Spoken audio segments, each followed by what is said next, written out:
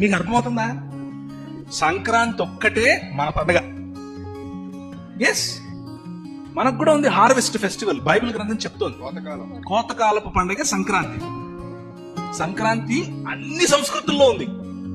దీని వెనక ఏ విగ్రహము లేదు, ఏ దహనము లేదు, ఏ రావణాసుడు లేడు, ఏది లేదు.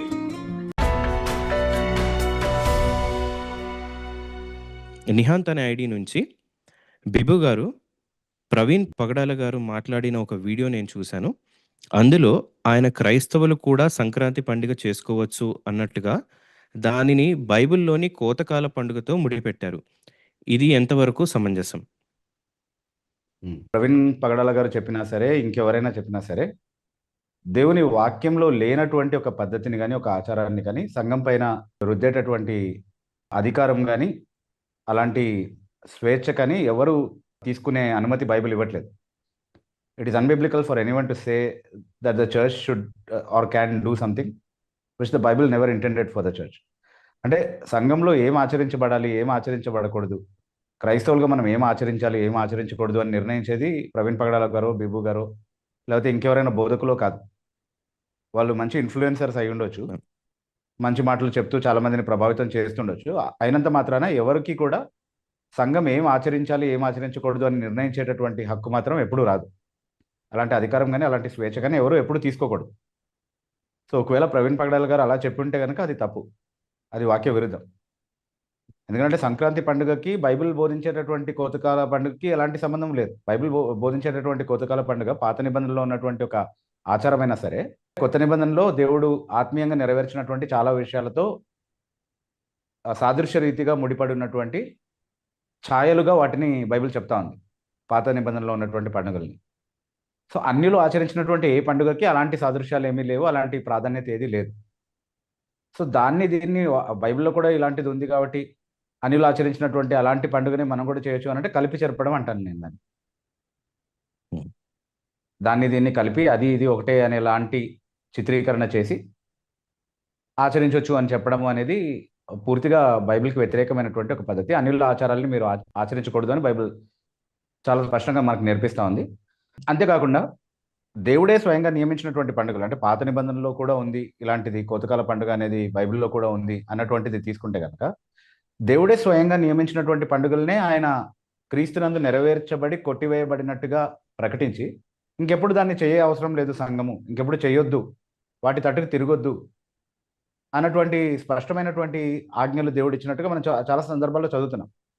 సో దేవుడే నియమించినటువంటి పండుగలు వద్దు అని చెప్పినప్పుడు అన్యాచారాలుగా వచ్చినటువంటి పండుగల్ని క్రైస్తవీకరణ చేసుకోవచ్చు, లేకపోతే క్రైస్తవులు కూడా దాన్ని పాటించవచ్చు అని చెప్పడం ఎంతవరకు వాక్యానుసారమైనటువంటి బోధ అనేది ప్రతి ఒక్కరూ ఆలోచించుకోవాలి. చెప్పిన వ్యక్తిని బట్టి బోధకు విలువ రాదు ఎప్పుడు కూడా. చెప్పిన బోధ వాక్యానుసారమా కాదా అన్న దాన్ని బట్టి సంఘం దాన్ని అంగీకరించాలి లేదా దాన్ని తిరస్కరించాలి. ఓకే, సో ఇది పూర్తిగా వాక్య విరుద్ధమైనది. మీరు గలతీ పత్రిక 4వ అధ్యాయం 8వ వచనం నుండి 10వ వచనం వరకు, 11వ వచనం వరకు చూడండి. మీరు దేవుడు లేనటువంటి కాలంలో చాలా దినాలు, మాసాలు, సంవత్సరాలు ఇవన్నీ కూడా ఆచరించారు. ఇప్పుడు దాని వైపుకి మీరు ఎందుకు తిరుగుతున్నారు అన్నట్టుగా గలతీ సంఘస్థుల్ని పౌలు గద్దించడం మనం చూస్తున్నాము.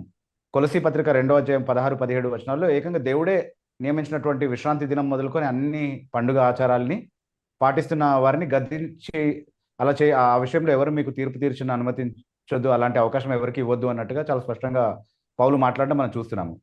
సో దేవుడే నియమించినటువంటి పండుగలకి సంఘంలో ప్రవేశం లేనప్పుడు అసలు దేవునితో ఎలాంటి ప్రమేయం లేకుండా అన్యులు ఆచరించినటువంటి ఒక పండుగ క్రైస్తవులు కూడా ఆచరించవచ్చని ఏ అధికారంతో చెప్తున్నారు ఎవరైనా సరే?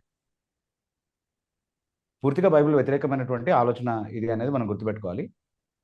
అంటే ఇది కోతకాల పండుగ, ఇక్కడ కూడా కోతకాలం సమయంలోనే ఇది జరిగించుకుంటున్నారు కాబట్టి అది ఇది కోతకాలమే, ఆ పండుగ ఈ పండుగ ఒకటే అని అనుకోవడానికి ఎంత మాత్రం వీల్లేదు. సంక్రాంతి అంటే ఏంటి అసలు? సంక్రాంతి అంటే కోత అని అర్థమా? కాదు కదా. సంక్రమణం అంటే సూర్యుడు ధను రాశి నుండి మకర రాశిలోనికి మారేటటువంటి కాలం అది. కాబట్టి సూర్య భగవానుడితో ముడిపడినటువంటి ఒక పండుగ అనేది అర్థమవుతుంది. అట్లాగే హిందూ టెక్స్ట్స్ చాలా మనం వెరిఫై చేసినప్పుడు చాలా దేవీ దేవతలకు సంబంధించినటువంటి యుద్ధాలు, అంటే విష్ణువు చాలా మంది రాక్షసుల్ని సంహరించి అదేదో మందార పర్వతమో ఏదో పర్వతం ఉంది దాని దగ్గర వాళ్ళ తలలన్నింటినీ పాతిపెట్టాడని, అట్లాంటివి ఇంకా ఏవేవో. ఉత్తరాయణం ఇప్పుడు ప్రారంభమవుతుంది కాబట్టి ఇది దేవతలకు పగలు, దక్షిణాయనం ప్రారంభమైనప్పుడు అది రాత్రి. సో ఇది దేవతలకు మంచి రోజుల ప్రారంభము అన్నటువంటి సెంటిమెంట్స్ అన్ని కూడా అందులో ఉన్నాయన్నమాట. అంటే హిందూ గ్రంథాలను మీరు పరిశీలించినప్పుడు చాలా స్పష్టంగా అర్థమవుతాయి. సో అలాంటివన్నీ ఉన్న వాటిని తీసుకొచ్చి మనం ఆచరిద్దామా? క్రైస్తవులు కూడా చేయొచ్చా? కేవలం కోతకాల పండుగ బైబిల్‌లో కూడా ఉందన్న నెపంతో. అది ఎంతవరకు న్యాయమైనటువంటి వివరణ అనేది ప్రతి ఒక్కరు ఆలోచించుకోవాలి. అదిగో బైబిల్‌లో కూడా లింక్ ఉంది అని చూపిస్తే సరిపోదు. అట్లాంటి లింక్స్ చాలా సాతాను కూడా చూపిస్తూ ఉంటాడు మనకి. సో అదిగో ప్రవీణ్ పగడాలని ఏదో అనేస్తున్నాడు అని కొంతమంది రియాక్ట్ అయ్యే అవకాశం ఉంది. అది కాదు పాయింట్ ఇక్కడ. ప్రవీణ్ పగడాల చెప్పినా, బిబ్బు చెప్పినా, ఎవరు చెప్పినా నేను ఎప్పుడు చెప్పేది ఒకటే. చెప్పింది వాక్యానుసారంగా ఉంటే మనం తీసుకుందాం దాన్ని. దాన్ని గౌరవిద్దాం మనం. చెప్పింది వాక్యానుసారం కానప్పుడు ఎవరు చెప్పారన్న దాన్ని బట్టి దాన్ని ఎందుకు అంగీకరించాలి మనం? హ్మ్. వాక్యానుసారమైనది కాదు డెఫినెట్లీ. సో క్రైస్తవులు నేను బైబిల్ నియమాల ప్రకారం నడుచుకోవాలనుకున్నటువంటి వాళ్ళు ఖచ్చితంగా దాని గురించి ఆలోచించండి, దాన్ని పరిశీలించండి. ఇది ఇప్పుడు నేను చెప్తున్నాను కాబట్టి ఎవరు పాటించాల్సిన అవసరం కూడా లేదు.